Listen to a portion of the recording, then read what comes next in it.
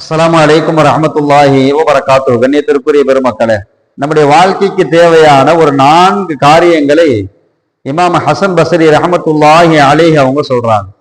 இந்த 4 காரியங்கள் நம்முடைய வாழ்க்கையில் இருக்கும் என்று சொன்னால் நாம் சிறப்பாக வாழலாம் என்பதை இந்த செய்தி நமக்கு உணர்த்துகிறது. அதுல முதலாவது, அல்லாஹ்விற்கு கட்டுப்பட்டு வாழக்கூடிய அடியார்களை நீங்க ஒரு காலம் வெறுக்காதீங்க அப்படிங்கிறாங்க. அடுத்து 2வது சொன்னாங்க, எல்லா மக்களுக்கும் நீங்க கருணை காட்டுங்க, இரக்கம் காட்டுங்க அப்படின்னாங்க. 3வது சொன்னாங்க, உறவுகள் உங்களை துண்டித்து வாழ்ந்தால் அவர்களை நீங்கள் இணைத்து வாழுங்கள் அப்படின்னாங்க.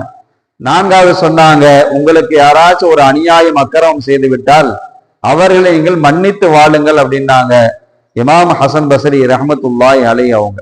அதனால பெருமக்கள், இந்த 4 விஷயங்களை நாமும் நம்முடைய வாழ்க்கையில இணைத்து வாழுகிற போது நம்முடைய வாழ்க்கை சீராகும் என்பதை இமாம் ஹசன் பஸ்ரி ரஹ்மத்துல்லாஹி அலைஹி அவங்க சொல்லி தராங்க.